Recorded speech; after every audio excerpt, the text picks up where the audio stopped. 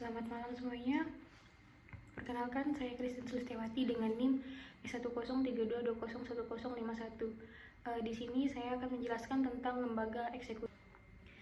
Baik, makna eksekutif adalah yang pertama yaitu dilatar belakangi oleh sejarah trias politika, yaitu suatu konsep bahwa di dalam sistem pemerintahan atau politik suatu negara perlu ada pemisahan atau pembagian kekuasaan.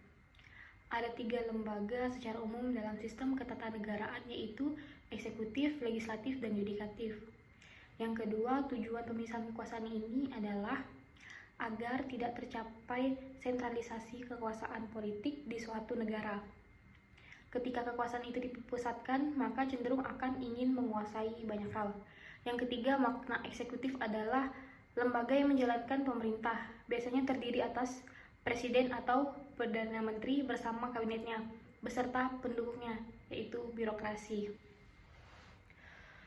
Syarat kekuasaan yang pertama, efektif. Eksekutif memiliki kekuasaan sejati dalam mengimplementasikan aturan hukum dan regulasi atau kebijakan di negaranya. Terbagi menjadi 2, yaitu secara individu seperti Presiden USA, PM Inggris, dan secara kolektif seperti Kabinet Inggris dan Kabinet Jepang. Yang kedua yaitu simbolik. Dalam konteks ini, bagaimana kekuasaan itu dimaknai mempunyai sesuatu yang menjadi representasi seperti simbol-simbol tertentu. Seperti negara yang masih menganut sistem kerajaan atau kekaisaran seperti Inggris. Meskipun negara tersebut dalam situasi negara demokratis, tetapi tradisi feodalnya masih sangat kuat. Maka raja dan ratu serta kaisar menjadi sangat penting. Fungsi utama eksekutif yang pertama sebagai kepala negara, berfungsi untuk aspek formalistik, yaitu mewakili negara untuk suatu situasi tertentu dalam forum atau kancah internasional. Yang kedua, sebagai kepala pemerintah. Kepala pemerintahan harus menjalankan atau memimpin birokrasi serta pelaksanaan kebijakan. Di beberapa negara ada eksekutif yang terpisah dan ada yang menyatu. Di Indonesia, Presiden RI adalah kepala negara dan kepala pemerintahan. Tetapi di Jerman, yang disebut kepala pemerintahan adalah Kanzler, sedangkan yang disebut kepala negara yang memiliki makna simbolik adalah presiden. Di Jepang, kepala pemerintahan adalah Perdana Menteri dan kepala negara adalah kaisar.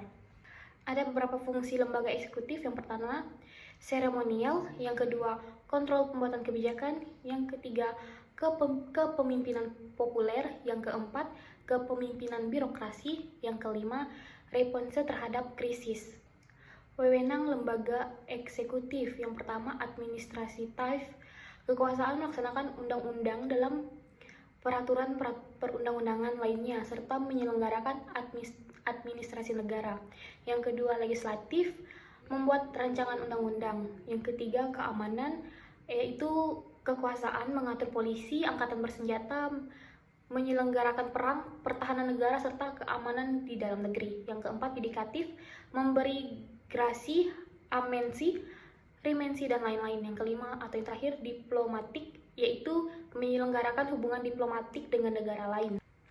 Tipe-tipe badan eksekutif. Yang pertama, sistem presidensial. Yang A dipimpin oleh presiden, yang B kabinet bertanggung jawab pada presiden, yang C office term dalam arti adanya kepastian waktu pemegang jabatan, yang D pemisahan jabatan, seseorang yang menjadi anggota kabinet pemerintahan tidak boleh menjadi anggota parlemen, yang E check and balance, masing-masing lembaga pemerintahan dapat saling mengontrol dan tidak dapat saling menjatuhkan. Yang kedua, sistem parlemen, yang A dipimpin oleh Perdana Menteri atau PM, yang B kabinet bertanggung jawab pada parlemen, yang C no term limit dan jabatan lebih tidak pasti karena parlemen dapat menjatuhkan, yang D penggabungan jabatan, anggota kabinet berasal dari anggota parlemen, yang E atau yang terakhir yaitu supremasi parlemen. Sekian presentasi dari saya. Jika ada kekurangan kata atau kesalahan kata, saya mohon maaf. Sekian, terima kasih.